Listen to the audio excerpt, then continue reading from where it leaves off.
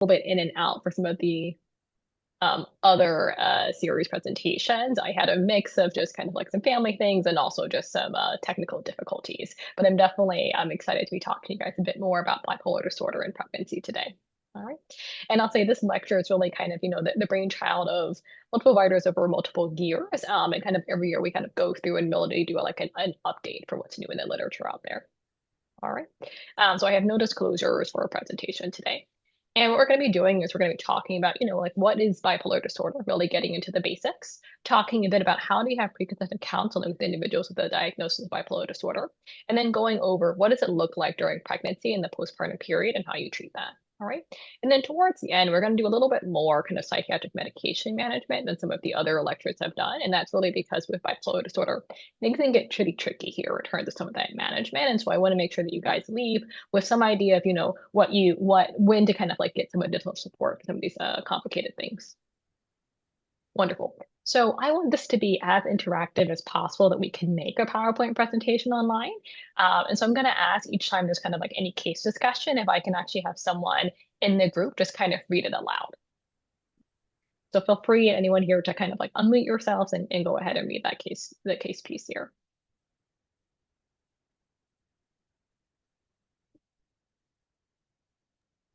I can read.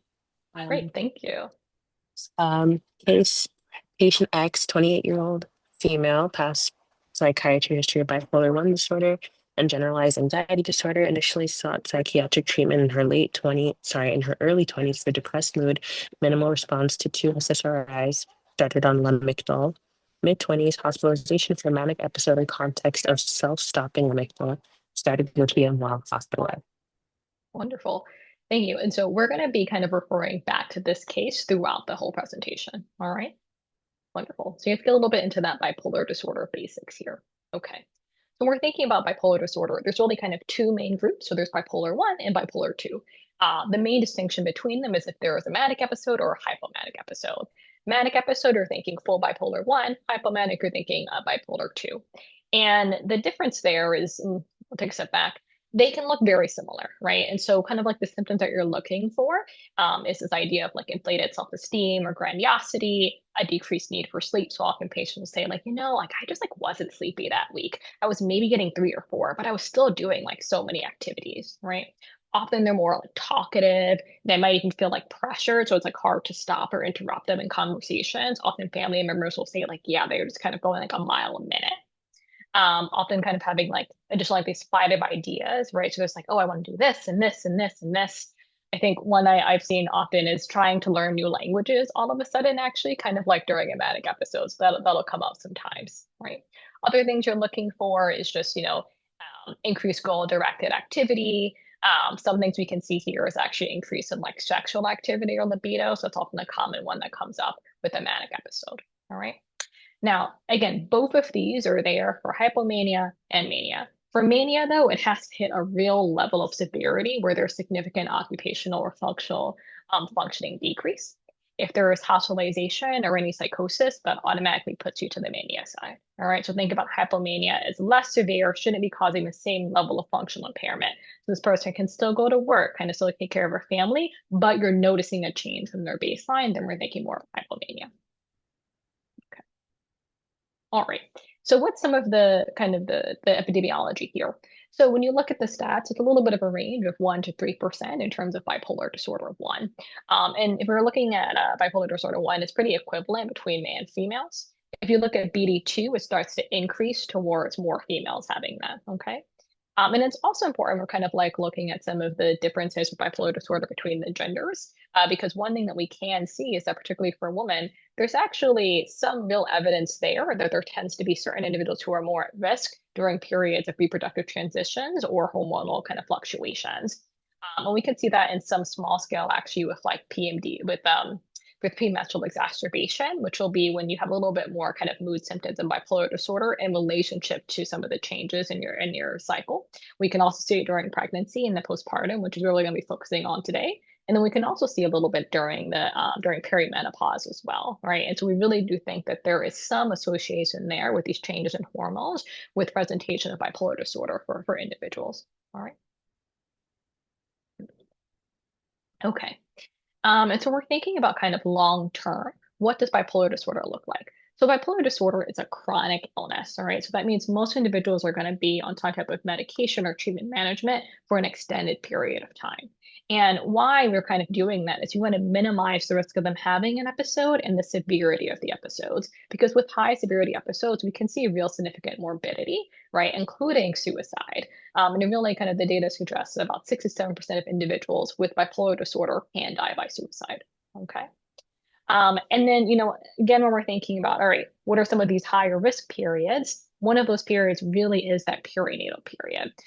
So there's a study from 2018, and what they found was that almost 30% of individuals will have their first lifetime episode of bipolar disorder in relationship to childbirth. Okay. All right. And then for individuals who have kind of a mood episode during pregnancy or the postpartum, they are at an elevated risk of having that again later on. Okay. Wonderful. Okay. So recognizing, how much this perinatal period can be an area of vulnerability during pregnancy, we want to really be thinking about screening. Okay. And right now, ACOG does recommend screening for kind of like depression during the preconception area or pre-pregnancy if possible, first trimester, second and third, and then during the postpartum period as well. Most individuals are really kind of used to using the PHQ-9 or certain type of like depressive based screeners, right? But it is also recommended to add a bipolar disorder screener on there too. Okay, and the most common one that we use is this MDQ. And if you look at it, it's kind of some of the same questions that are kind of like getting into that like mania piece, right? The hypomania that's there, right? It's not perfect though, right? Because I mentioned a lot of the time, the first episode is going to be during pregnancy or the postpartum period. And then also the most common episode that you're going to see is depression. And so it's still likely to miss some of these bipolar diagnoses. And there is evidence that using MDQ on top of it can be really helpful in identifying some of these patients. All right, wonderful. Okay, so what causes bipolar disorder, right? What's that kind of that pathogenesis there? So the exact cause is unknown, but we know that there's some type of genetic contribution. So we know that the lifetime risk of bipolar disorder for first degree relatives is about 5 to 10%. And then we're looking at those monozygotic twins that increases to about 40 to 70%. Okay, but there's no kind of specific gene that's identified here. And then other kind of risk factors that we see are things such as like advanced paternal age. It's also linked to higher risk of bipolar disorder in the offspring. Okay. And then more and more, there's increased evidence around kind of immune system dysregulation and kind of baseline neuroanatomical abnormalities. All right. Now, when you're thinking particularly about the perinatal period, there's kind of some additional things that are happening during that time, right? And so the biggest one really is kind of these hormonal changes. And so if you look at this graph here, right, and at the bottom on the y-axis is kind of showing the time for pregnancy, we see this real kind of increase in various hormones. And the big players are going to be cortisol, aka your stress hormone, estradiol, and progesterone, right? And then after pregnancy, we see a huge drop off, right? It usually actually takes about, 24 to 48 hours for these hormones to kind of go back to their pre-pregnancy state. And so that's a huge shift very quickly. And this is the first time really, or if individuals have been pregnant before, this is going to be the biggest kind of hormonal shift they'll experience. And so we think that a lot of the kind of perinatal mood episodes that we see are linked to these changes in these hormones and the speed of the fluctuation in some of these hormones. All right. Another big thing here is thinking about sleep deprivation, and that's pregnancy and postpartum. I don't know how many individuals here who have had the experience of being pregnant, but during it, there's so many things that are happening, right? So often you might have some restless leg syndrome, which can affect your sleep. You often have to urinate a little bit more because that baby's just growing. It's starting to push on your bladder a little bit. Okay. And then it's also just uncomfortable. That's why the pregnancy pillows, like so many people buy them all the time because it can be just really hard to get a comfortable position. And so we see that about like 80% of women really complain about some sleep difficulties during pregnancy. And in the postpartum period, you now have a child potentially, right? And so that child is going to require kind of additional monitoring. And then if you're breastfeeding, you might be up every 2 to 3 hours to do that. And so there's so much sleep disruption during that period. Okay. And I'll mention this a little bit later, but we really do see that for individuals who particularly have bipolar disorder or have increased risk for like postpartum psychosis, when they miss a full night of sleep in that early time, their risk really skyrockets of having a mood episode there. Okay. And then I'll mention here the idea of like metabolic changes as also being a potential kind of pathogenesis here. And that's linked a little bit more to medications, actually. So when you're thinking about pregnancy, right, the amount of volume in someone's system almost doubles. So imagine kind of if you have a medication, you have like a tab, 5 milligrams, and you're putting it into like a bottle of water. You're going to see that concentration right there. And then you're going to dilute it. You're going to double that and have twice as much in a different bottle of water. You're not getting the same amount, right? And that's the same that's happening during pregnancy. Additionally, certain medications are also impacted by just changes in how kind of enzymes are working or the way that the liver will break it down and the renal clearance. And so you want to be mindful of that as well. And so often we can sometimes see is that individuals actually just end up being undertreated during pregnancy, and we can see some worse mood episodes there. All right, so I have a case here, so I'll take a little break if someone can read the case for me.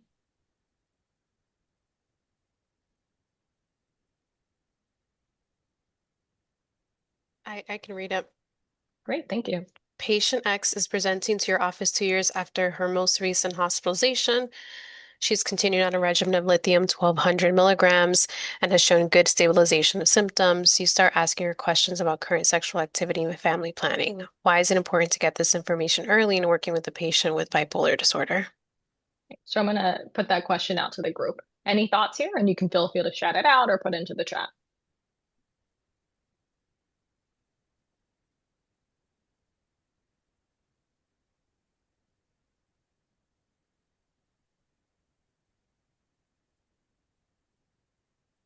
Good. I think with her interest in having more children or children in the future, we would have to take that into consideration because she's on lithium and that can pose a danger to the child. Yeah, absolutely. Right. So one of the big ones is going to be like, what is the potential impact on medication to the potential fetus, right?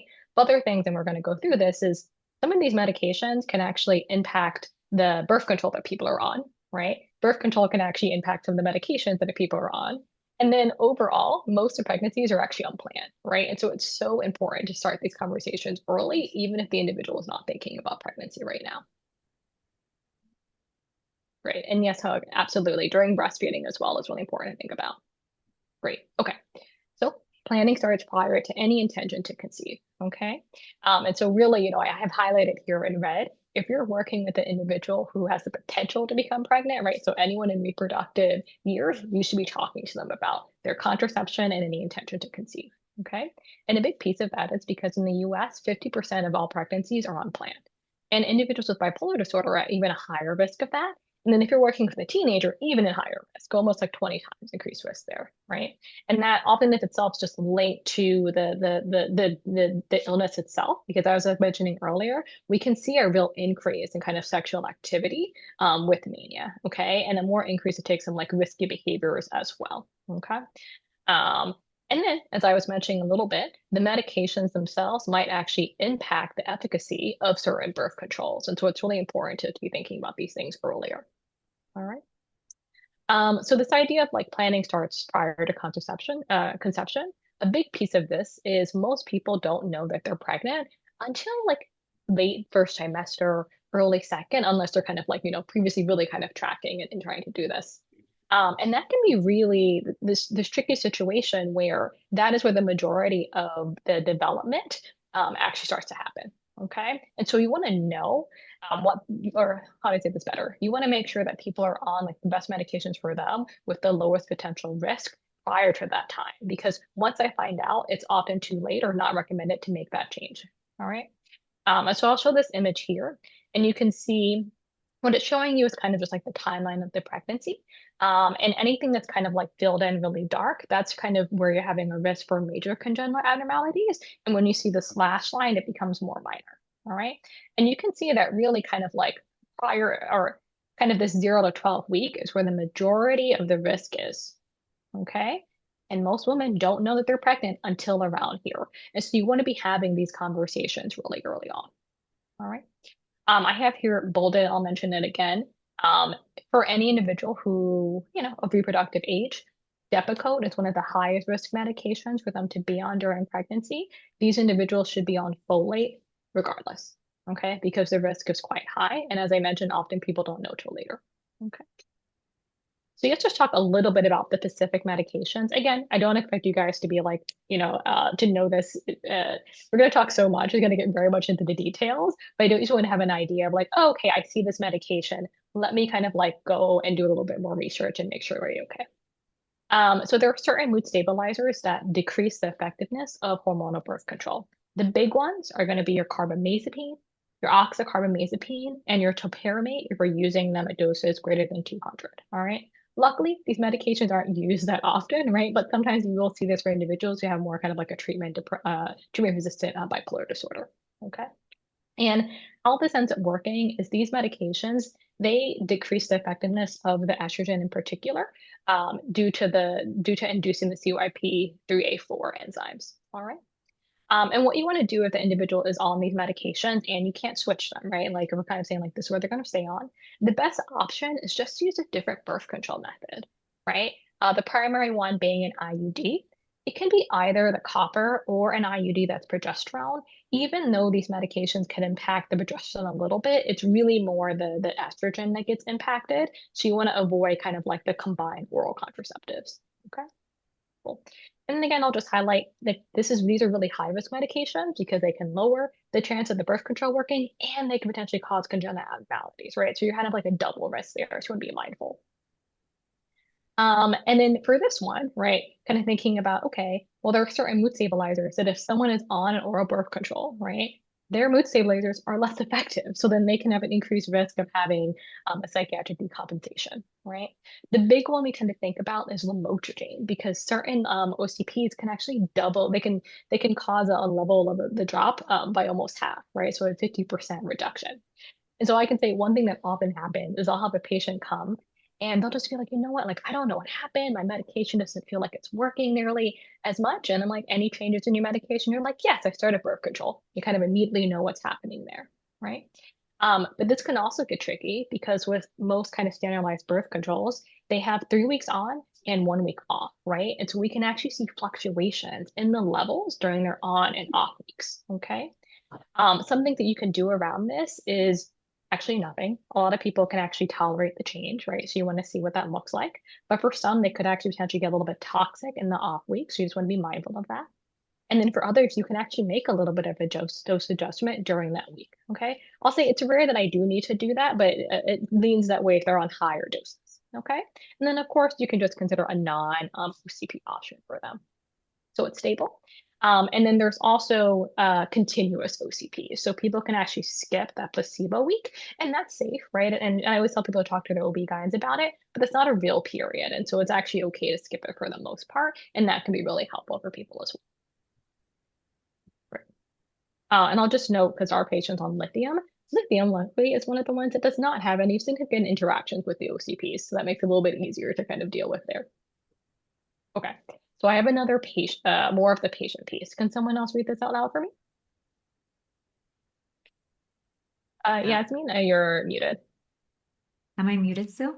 There we go. Better. You've been working with patient X for 1 year now, and she comes to the session today saying that her and her husband want to start trying to conceive.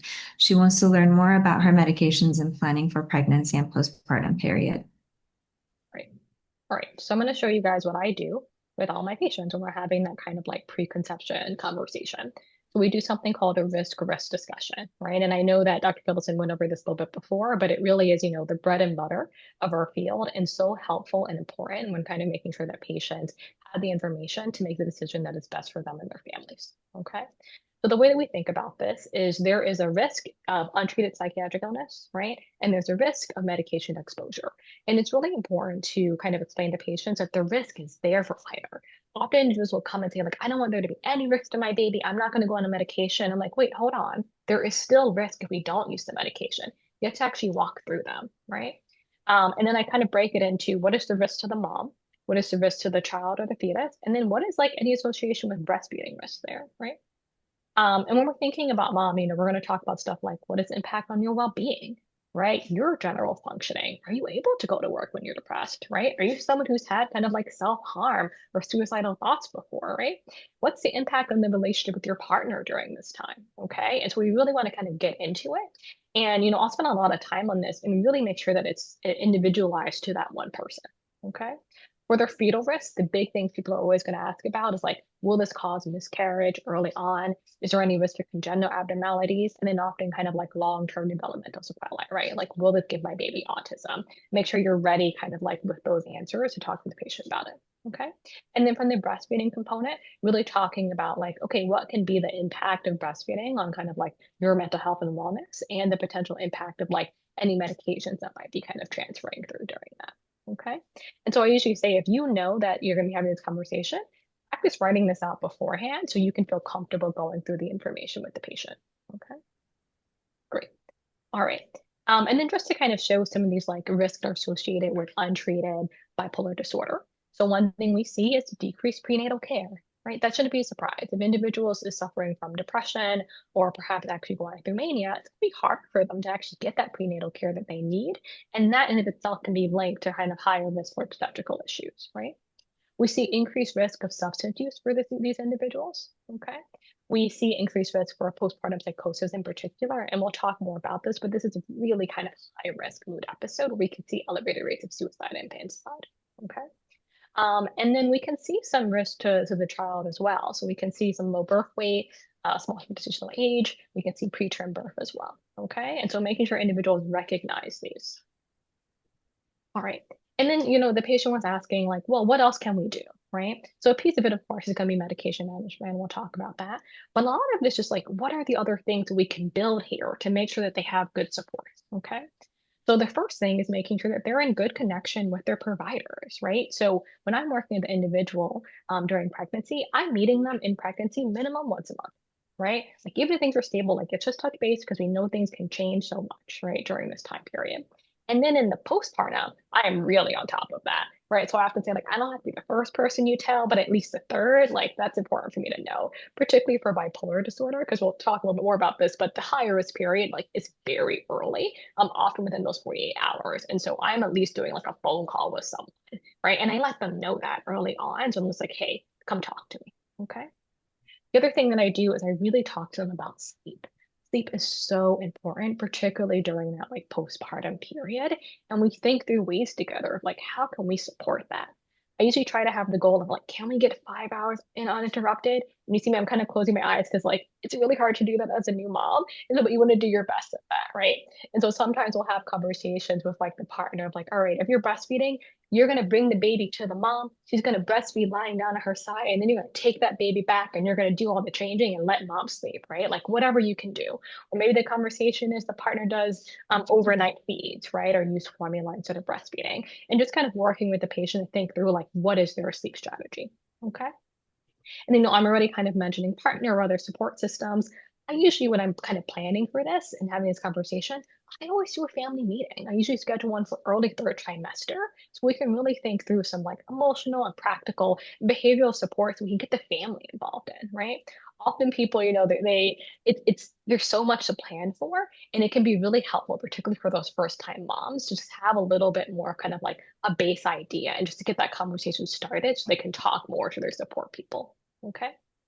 And then it's kind of same idea here of like planning in advance strategies to address relapse. That's making sure like they know where I am, where the emergency service is, and all those different things. Okay. I'll also just bring your attention to this little post-it that I put here. Dear hospital, please prioritize patient sleep. I truly do write letters to hospitals often. I have more in it than just like make sure they sleep, but I do put that there. And I kind of say things like, are you able to like, separate out the length of the labs there? Can you make sure the patient is aware of like their access to use the nursery, right? If the mom wants to kind of like have some separate time to sleep, and just emphasize that and make it clear kind of that risk there for the individuals or don't get sleep in that early period. I also will say during that note, I tend to write as well medications and anything I'm worried about in the postpartum period and give some general recommendations and do recommend for psych to see them. Okay. And then the last thing I'll mention here in terms of this planning for support. So education to the patient, it's going to be your biggest like prophylactic thing that you can do. Okay. And so I usually tell people, like, particularly if it's their first baby, go take a birthing class, right? There are so many free ones online, ones that your insurance can pay for. And then most hospitals will actually have a birthing class that patients can have. And just knowing like what could happen could be really helpful and decrease some of the stress and trauma that can occur during kind of pregnancy and the birthing time. Okay. I often will recommend kind of like lactation consultants to people. So I will kind of mention here that you want to be mindful, have the conversation with patients that if it becomes kind of too much around the breastfeeding, being aware of when to kind of take a step back and think about things in a flexible manner, right, to support kind of their mental wellness. Okay. And then often for patients where maybe they've had postpartum psychosis or really severe bipolar disorder, I tend to heavily recommend like a night nurse, someone who can help and come in the beginning with those nighttime shifts, right? Because again, that sleep is so important. All right, great. Okay, so let's talk a little bit about what it can kind of look like for bipolar disorder during pregnancy. Okay, and we're going to separate it pregnancy and postpartum because there are some real differences there despite some similarities. Okay. So overall, and it shouldn't be a surprise, pregnancy is not protective against mood episodes. Okay. So this is a study done back in 2007. And what they did is they looked at individuals with a history of bipolar disorder and they checked to see, they had two groups, those who maintain their medication during pregnancy and those who stop their medications before pregnancy. And when they looked at both groups together, they found that the risk of recurrence during pregnancy was up to 70%, right? And so this is a huge amount of individuals, or a large percentage of them, had another episode. And then the most common episode was depression. So you see here about 38.2%. So that's going to be the highest risk there. All right. And then they found that those who were at the elevated risk were those who discontinued treatment. And this was treatment discontinuation 6 months prior to 12 weeks into the pregnancy. And that difference there was, those who stopped it had up to 85.5% chance of relapse, and those who maintained had 37.0%.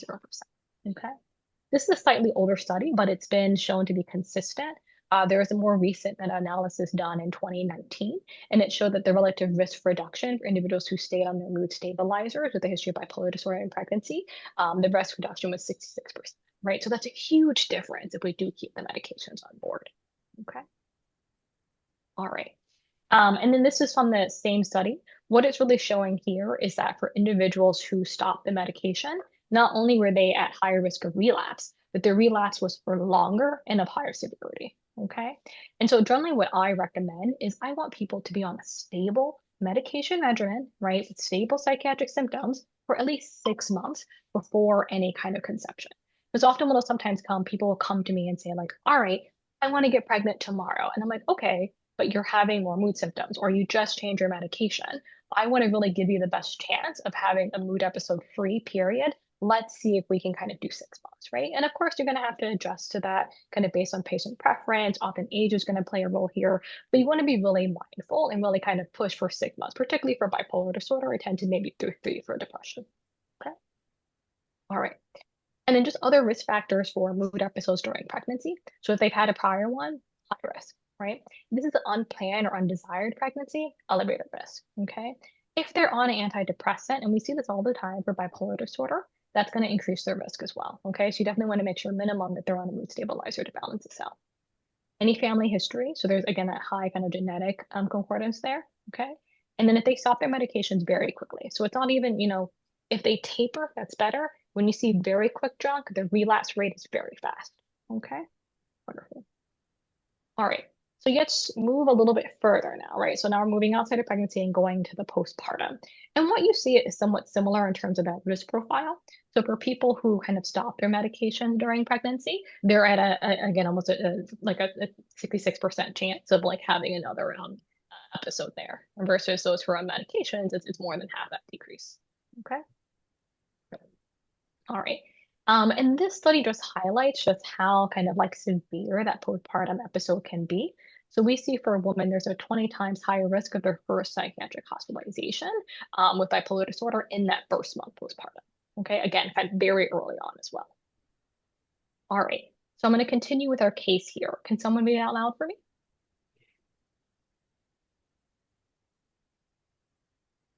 I can. Great, thank you, Lola. Patient X fell out of care with you in the setting of move out of state for 2 years. She's now returning to your care, and you learn that she, with a different provider, tapered off lithium in anticipation of conceiving. During the pregnancy, she felt well off medication. She's now 2 weeks postpartum, and her husband are reaching out because they've noticed worsening symptoms. The patient's husband described that she's been depressed and agitated, not sleeping, and seems paranoid that something is going to happen to her baby. What do you think the diagnosis is? Any ideas?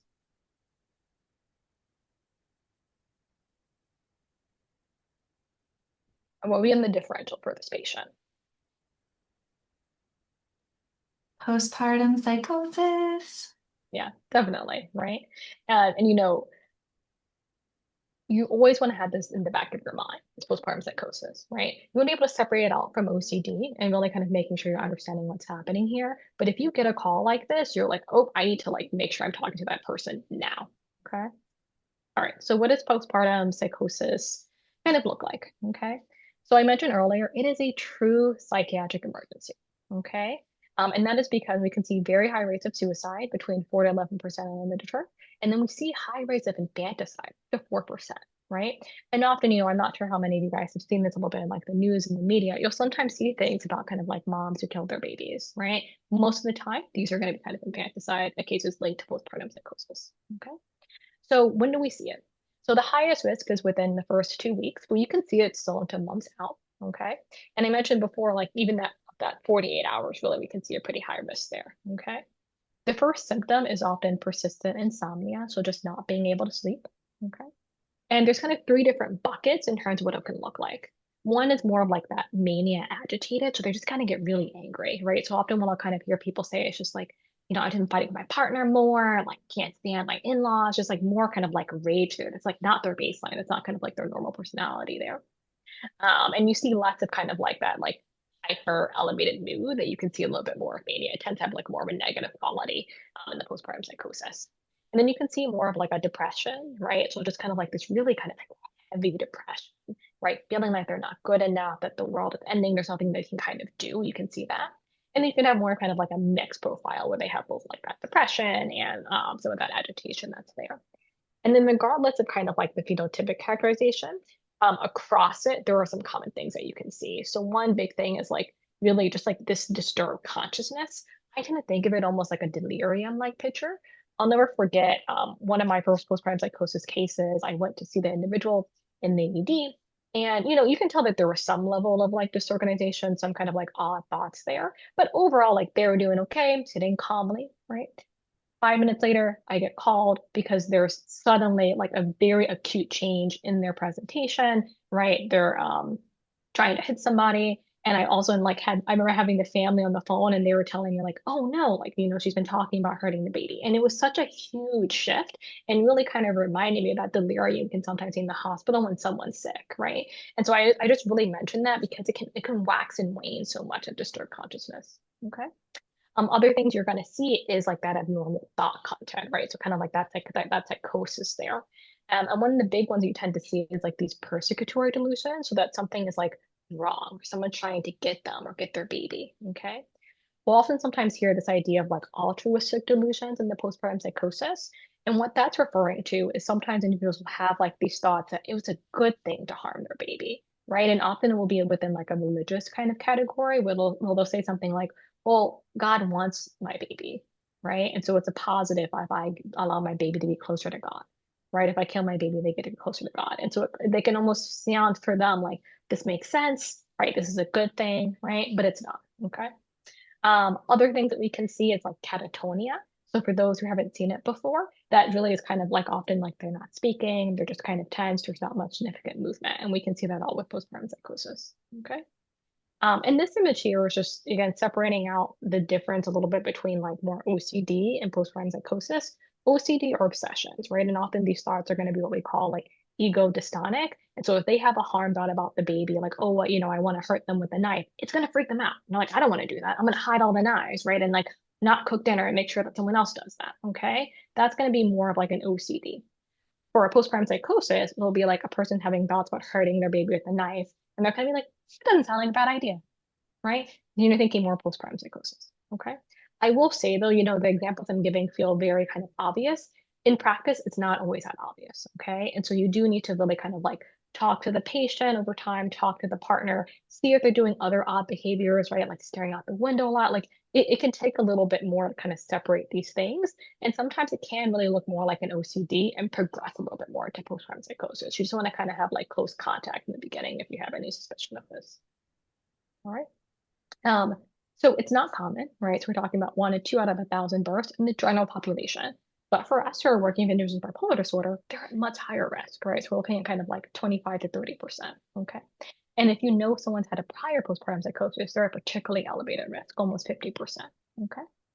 And then what are some of the big things it's associated with? Again, stopping medication during pregnancy, high risk afterwards. All right. I keep highlighting sleep disruption because it really is such a huge thing. Again, you miss that full night of sleep in the beginning, that risk is elevated. Okay. And then we do see association with like certain birthing complications, and like there's starting to be more data on this, particularly around preeclampsia. And it's a little bit unclear how much is it directly related to like the potential impact of the illness itself versus the fact that they might be up the whole time getting some of that treatment right around that. And so we just want to be mindful. For those who work in this field, you'll start to see like more kind of association with that risk there. Okay. And then, the highest risk group is that bipolar. We tend to think of it more as mood episodes, but we can see this within like a schizophrenia or schizoaffective disorder as well. All right. And then I'll just mention there's kind of two different groups of postpartum psychosis, right? So there's a group where their main episode is actually just in the postpartum psychosis period. Okay. And so they kind of like don't have bipolar disorder in between. All right. But then there's a group where it's bipolar disorder plus postpartum psychosis. Okay. And it does kind of change treatment options. And we'll talk a little bit about that more. All right.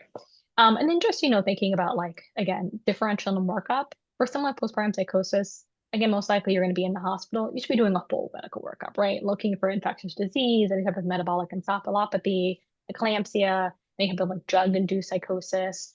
I often see this actually, and it can be hard to tease the two apart in the postpartum period. And then in terms of the cause, kind of the same idea here, right? The hormones, the immunological, the sleep deprivation, and stress. Okay. All right. So let's talk a little bit about the management of postpartum psychosis. Again, you see it, eating. That's kind of going to be your first line. But what do they actually do? So there was a protocol done back in 2015, and they looked at about 64 individuals who were admitted for postpartum psychosis. And the first thing they did was give some people a little bit of Ativan. About 6% of those did better, right? Probably what's happening here is they made them sleep, right? And there's some kind of like natural protection there with that. And Ativan in itself has a little bit of mood stabilizing qualities, but it didn't get that many people better. Okay. Next line, they went to an antipsychotic. They used Haldol or other kind of like high potency antipsychotics like Zyprexa. We got even better, 18%, but still like not what we want to see, right? So then they added lithium. We got to 75%. After that, ECT, and we got to almost 80%. Okay. In practice, they go to ED. They're started on benzo, lithium, antipsychotic, all at the same time. That's usually kind of like the mainstay of treatment. All right. ECT tends to be a little bit rarer for us to use. Okay. So what do you actually do afterwards then? So in general, and this is where it gets a little bit complicated, and I think I'll even go to this slide to I think this one does a little bit better job of showing it. So I mentioned earlier that there's kind of like two different buckets for postpartum psychosis. Those who maybe this is their first episode, so we don't know if it's actually just postpartum psychosis versus those who have a history of bipolar disorder and postpartum psychosis on top of it. All right. So for individuals who have a history of bipolar disorder, right, and they have postpartum psychosis, you're going to treat them with that same pathway. So that benzo, the antipsychotic, and the lithium. All right. Generally, what you want to do is once you're kind of like more in a phase of stabilization, if able to, you're going to pull off the benzo and you're going to pull off the antipsychotic and usually the lithium more as kind of maintenance therapy, right? These people are going to be on more like maintenance treatment. Okay. If it's a history of postpartum psychosis and it's unclear, what you can sometimes do is you'll still take off the benzo and antipsychotic when they're stable. But then after like 9 months to 12 months afterwards, you can actually consider coming off the lithium as well, right? And kind of seeing like, is this just a postpartum psychosis episode? Okay. And we see a question here, so I'm just going to read this a little bit before I go through. So do patients let their provider know why they may have discontinued medication, insurance issues, and negative side effects of the medication? So goodness, I can't remember the particular study showed the reasons why, but I can tell you just in my practice what comes up. So often patients they become pregnant, they see it, and they're just nervous, so they stop all their medications immediately because they don't want to have any negative potential effects on the pregnancy. That tends to be the most common. The other thing I see is actually they do talk with their providers, and the providers freak out about it, and they tell them to stop all their medications. Okay, and that provider can be OB or psychiatrist. I've definitely seen both, where the response is to remove it, and a lot of that is based on many providers are using older data. I don't know if you guys have seen the kind of like the A, B, C, D, X criteria. We don't use that anymore. And it's because there's a lot of issues with it. But sometimes providers will kind of feel like, oh, this medication is this. And so they're like, it's not okay to use in pregnancy, and they'll automatically stop it. And that's not how we kind of practice. Okay. So that's another big thing. It's rare that it's side effects of the medication, because usually at that point they've like been on the medication already. And so it's more about like the pregnancy itself. And then can we delineate thoughts of harm in postpartum OCD versus postpartum psychosis by saying that they are ego-dystonic in OCD and ego-syntonic in psychosis? So great question. The general answer is yes, right? And it can get a little bit more tricky than that, because there definitely is OCD with impaired insight. And so sometimes it's not as clear, right? There can be a little bit more kind of like ego synchronicity there. And then you're more kind of like talking with the patient of like, okay, like what else is going on? Is there more disorganization? Are there other kind of like odd behaviors here? Are they sleeping, talking to their family? So it can get a little bit tricky. But that baseline, like, yes, like that's how we tend to think about it there. Okay. Wonderful. I saw a hand there. Was there any other question before I continue? No. Okay. Wonderful. Great. All right. So again, I really want to emphasize like these two different buckets for postpartum psychosis. So there was a study done in 2020. They looked at about 645 patients with postpartum psychosis, and they followed them for a long time, right? Somewhere between 11 and 26 years.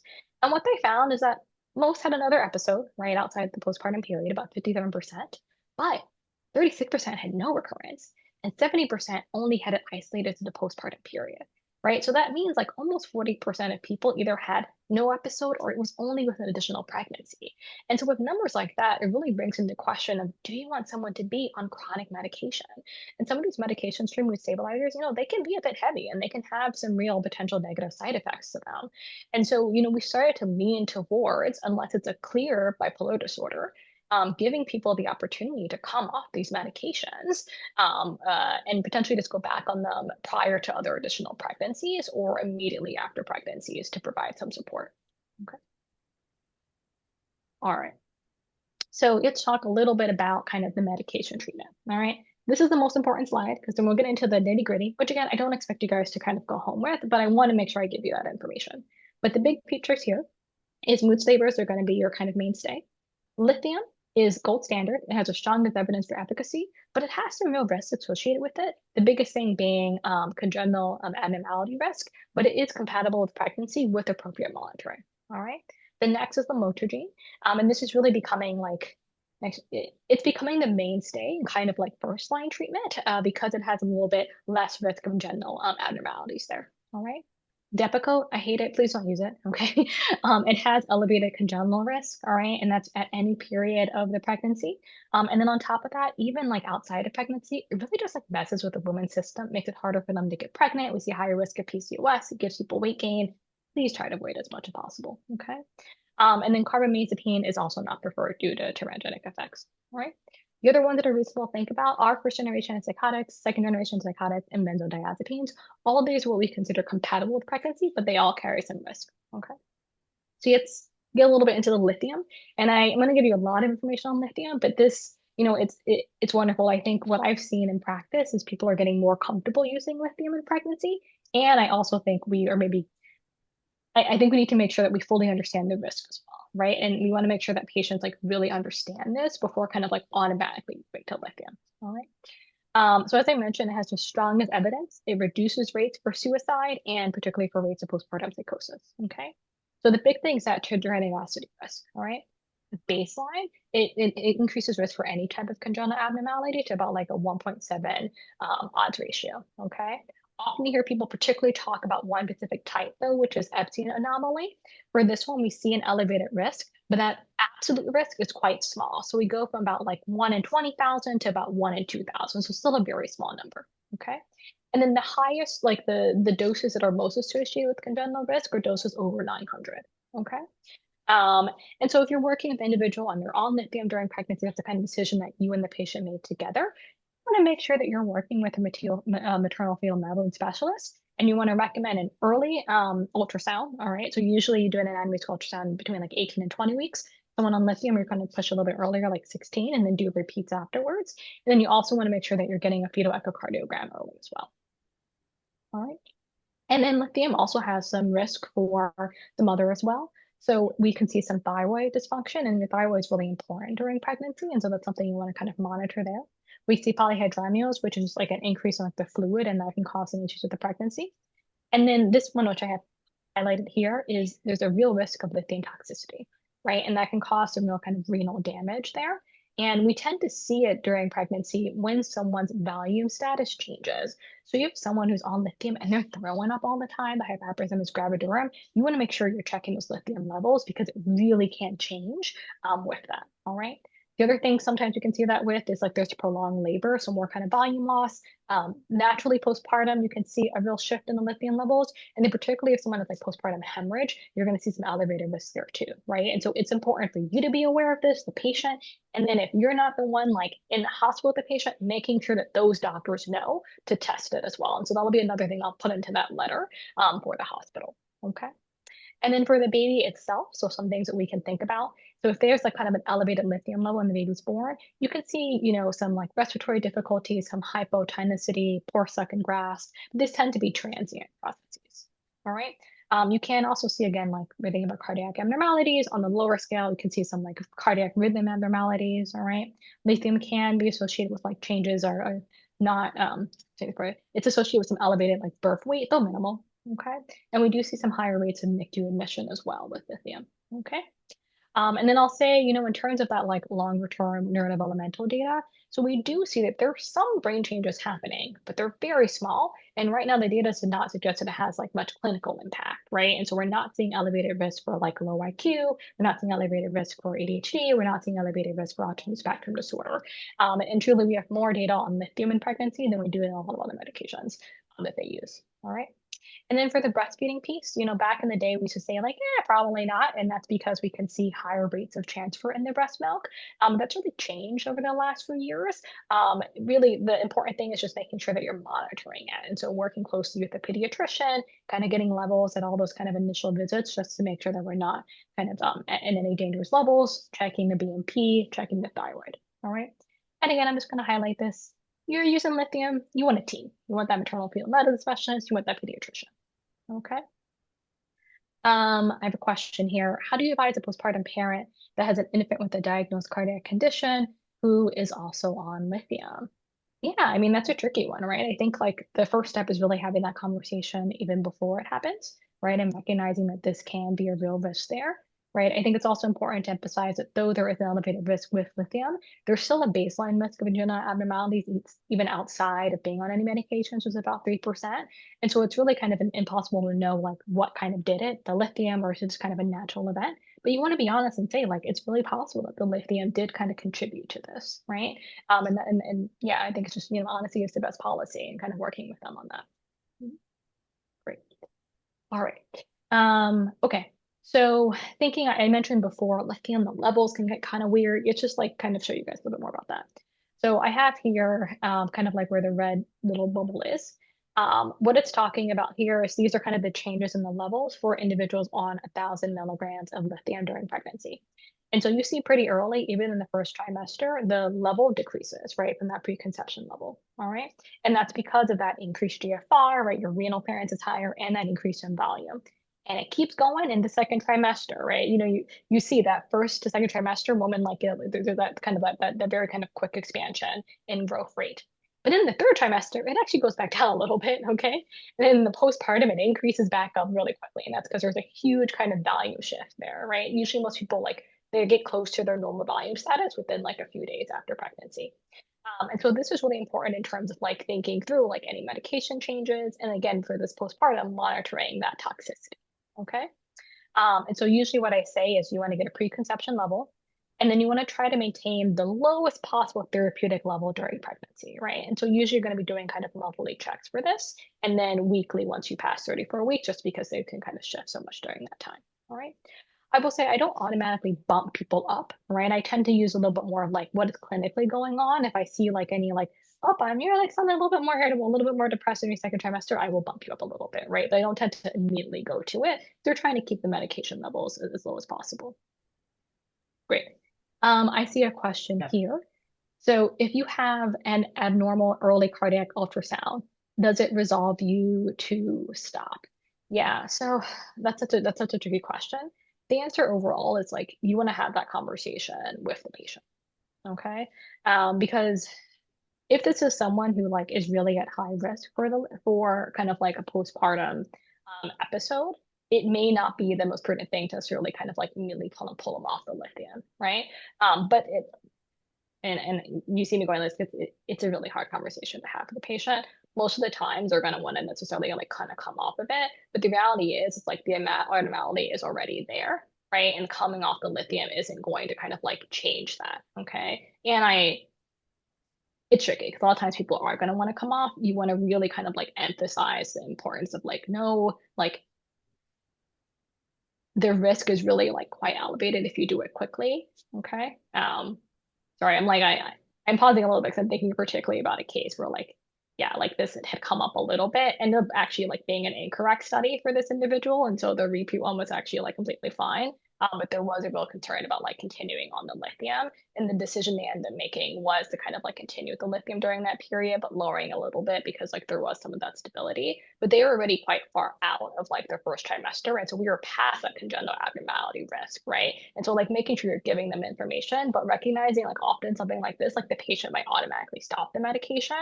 And so you need to be there to provide support if they do that. And then usually you're kind of thinking about adding an antipsychotic on board to provide some of that additional benefit there. Sorry, LaDonna, did I answer your question? Yeah. Mine's a little different. Yeah. I'm sorry, say that again. I didn't hear it. Mine is more about the level you want to keep people at. Understood. Oh, sorry. If you've kept someone at 0.8 in the pre-pregnancy, do you want to keep this level or shoot for lower? If you don't know whether don't know if there is a risk of relapse at lower. Okay. So there's a few different parts of this question, right? So it depends when the individual is coming to you, right? So if you're getting them kind of like pre 6 months and you have the opportunity to kind of trial a slightly lower dose, I would consider doing that, right? Seeing if you can bring them a little bit more towards like a maintenance dose of like 0.6 to 0.8 for that individual, right? And again, thinking about that dosing too, less than 900 gets to save a more kind of like safety period, all right? And trying to keep that stable for those months beforehand. If they're pregnant already, okay, that's a little bit trickier. I tend not to make so many mood adjustments unless like there is like real clear stabilization. And then also don't forget, like there's going to be a natural decrease anyway during that pregnancy. So that 0.8 will probably become like a 0.6 naturally on its own. Wonderful. Great. Okay. All right. So going to lithium postpartum management. Okay. So in that postpartum period, again, we can really see that increase, particularly for individuals if there's a prolonged labor, right? Anything else that kind of like might be impacting on their value more. This is when I tend to see the issues, right? So this is where it can be missed. There's so much going on, and we can have some real kind of like kidney damage here. And so again, that letter saying, please check this, like please make sure, that could be really important. A question that often comes up is like, should we decrease the lithium level beforehand? No. All right. So the data that we do have is we do not recommend that because a little bit of extra lithium can actually be helpful because the postpartum period is such a vulnerable time. We just want to make sure the level isn't so high that we're causing toxicity. So it's more about monitoring it, not kind of like preemptively lowering them. Okay. Wonderful. And then I mentioned for the breastfeeding piece, the big thing here is, we tend to think about this more for full-term infants. If this individual is like preterm or any other kind of like issues there, then we want to be thinking like, no, probably not using lithium because of the elevated risk there. All right, wonderful. Okay, so moving on to lamotrigine. So I highlighted this. Lamotrigine is a great medication for bipolar disorder. Maintenance, all right? Not for acute, okay? So if you're noticing that someone's having like acute mania, lamotrigine is not the way to go. Lithium or an antipsychotic.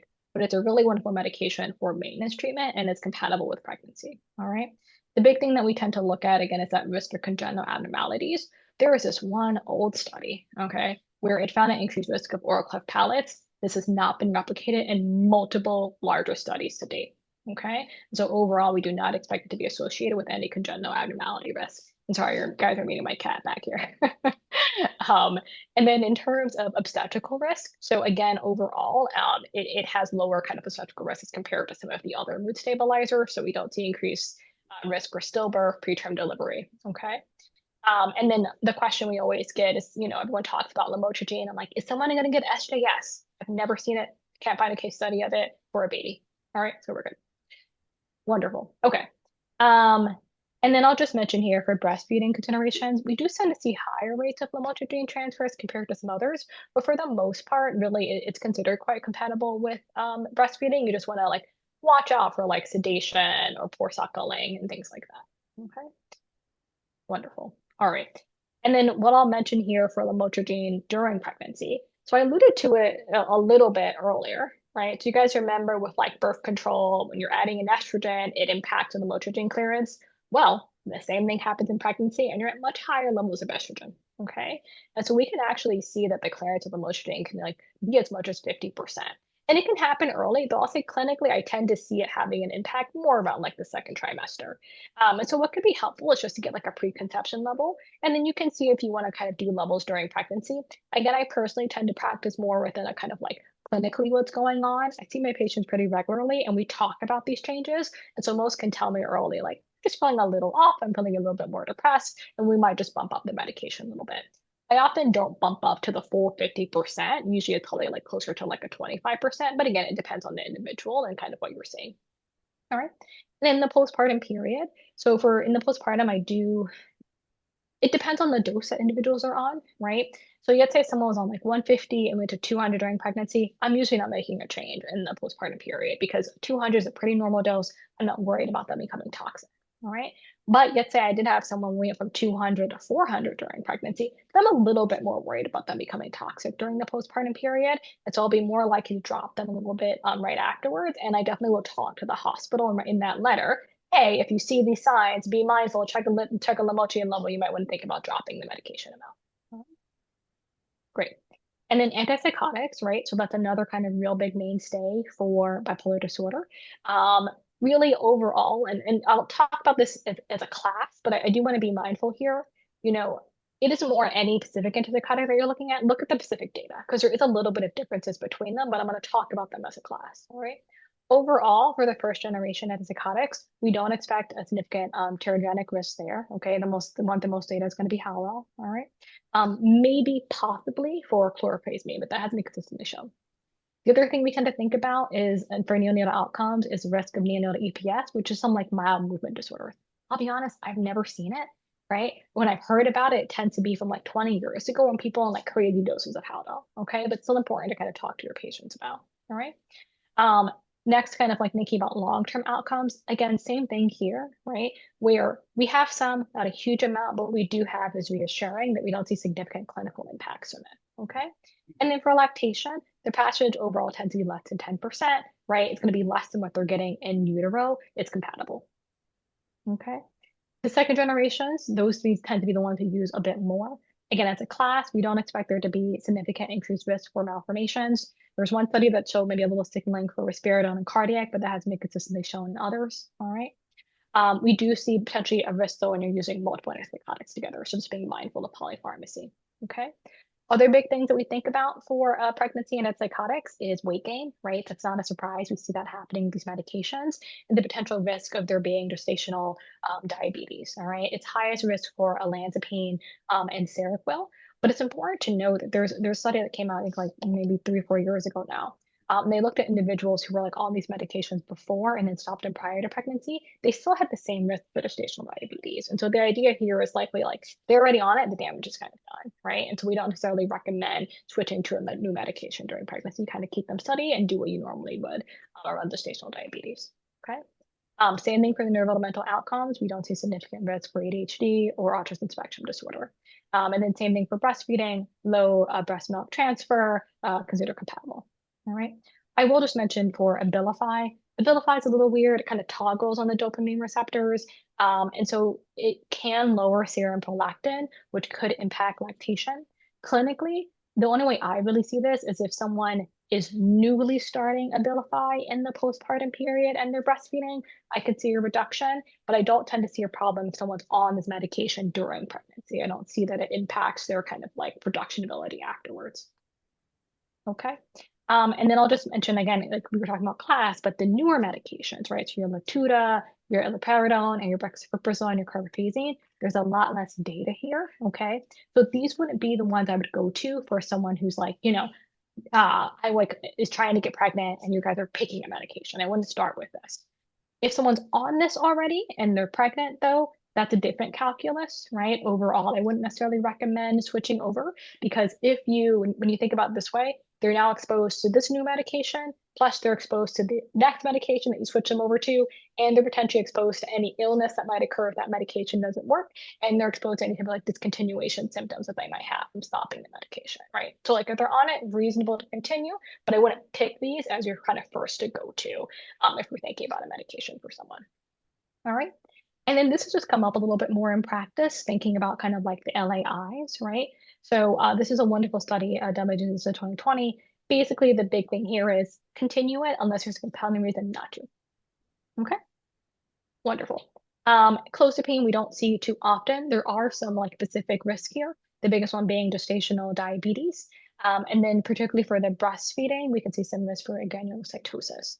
Overall, if someone's on clozapine, usually that means they've tried multiple other medications, right? They're at real kind of like elevated risk. Often we're going to be continuing this, right? But again, would not be the one I pick as a first line. There's just not a huge amount of data here. All right, Depakote, I just hate it. Please don't. You see neural tube defects, all right, and that's at any time during the pregnancy, okay?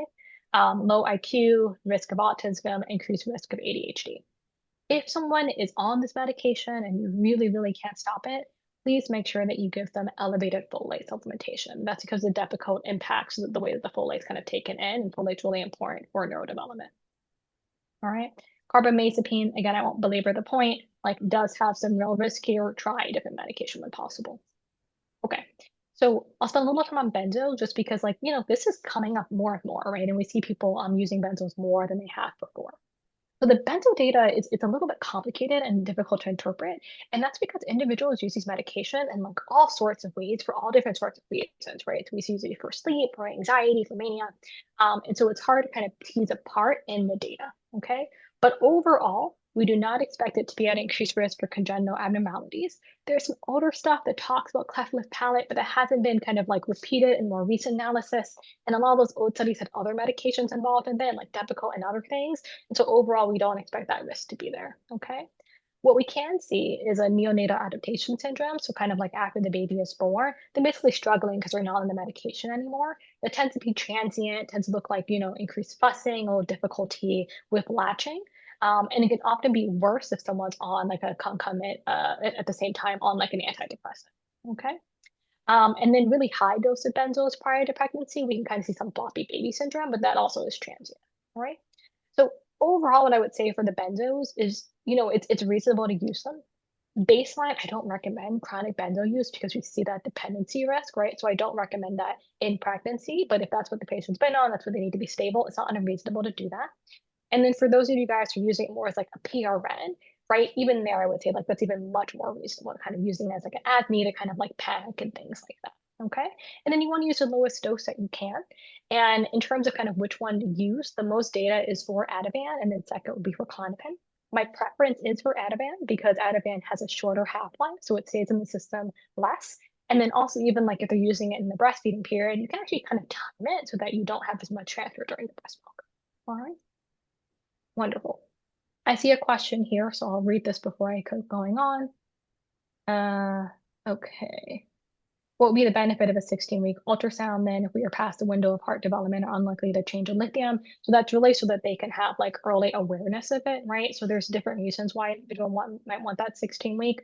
Prior to 16-week, really particularly in New York State, there is ability to terminate the pregnancy if that's the patient's preference, right? So having the information earlier can be important. Also working with the OB-GYN around kind of like, is there anything they need to have in place and giving that individual just more time to kind of plan things, okay? So that's really the purpose of having that earlier ultrasound is to give them the information earlier so they can decide what they want to do with that afterwards. Is obtaining levels necessary, or do you go based on symptoms since response is not based on levels always? Yes, so that's how I practice both for the lithium and the lamotrigine. I tend to do more of clinical. But again, I see my patients pretty frequently. I really give quite a bit of psychoeducation. I think if you aren't able to see the patients as much, or if this individual is maybe not as much of a poor historian and have a relationship, it can be helpful to get levels as well. Some places recommend monthly. I don't feel like that's honestly clinically necessary for lamotrigine. Lithium's different. You should be testing that because of the changes. I would say really like once during the trimester is often enough for lamotrigine to give you a good amount. Yes, thank you, Dr. Wilson. Mhm. Yeah. Okay, so general considerations when deciding, and I'll just read it out loud. The other thing that Dr. Fiddleson was mentioning that I admitted to was some conditions can be treated early. So again, it's idea of like getting the information so that you can decide what you want to do with it afterwards. Okay. So general considerations when deciding on treatment strategy during pregnancy, right? So it's kind of like just big picture things, what you should do. So untreated illness is associated with risk to mother, okay? Suicide and infanticide are real risks to receive untreated illness, right? So you want to be thinking about this when you're having that risk conversation, okay? You want to have these risk conversation and have your treatment in place as early as possible, okay? And then in terms of like choosing with medications, think about what's worked for the patient before. This isn't the time to kind of be like testing out new things, right? And a lot of times the data between like one antipsychotic and another, or one antidepressant and another, they're pretty close, right? So pick the one that's worked the best for the patient, okay? And then you want to limit that polypharmacy. It just, we think overall that increases your risk, right? Wonderful. And then, you want to meet the patient where they're at. Sometimes they don't necessarily want to go on medication during pregnancy. And so your job is to kind of like meet with them frequently, do check-ins, bring in the family, right? Consider starting the medications in the immediate postpartum period, okay? And then don't forget about your non-medication options. Great. All right. And then I'll skip through this a little bit. I wanted to just show again that project teach slide that Dr. Fiddleson and I were mentioning a little bit earlier. Really, like, this is a great way to get very quick access to information about this. Basically, any provider, and that can be medication prescriber or non-medication prescriber, who's working with individuals who are struggling with mental health illness during pregnancy and postpartum, can give us a call and we'll give you an answer back in 30 minutes. Okay. And you guys can even just like reach out to me. You have my email, and like I'll be able to kind of walk through things with you as well. Okay. Wonderful. So I will put it out to questions, which it's been great to be getting so many questions live as well. Cool. I have a question real fast. So I have a patient that currently has, it's a little unclear because of her background story and like information we retained if she has bipolar 1 or bipolar 2, but it kind of stems to like maybe she had her first like postpartum psychosis episode during her initial pregnancy, but she's currently like pregnant again on Loctitol. I don't know which one. The first line of treatment you said. Thank you. She's currently on that and like has persistently like had passive suicide ideations every day, sleep disturbances, just has not been maintained at all throughout her pregnancy, and she's about to deliver. So I'm curious, because she has a psychiatrist and we have our own perinatal psychiatrist here too, like what are the risk factors from switching medication during pregnancy? Because it just kind of seems like maybe she's not responding to her current line of treatment. And I'm wondering like what is the like risk factors to switching over to per se like lithium? Yeah, so I think in this case, I would think less about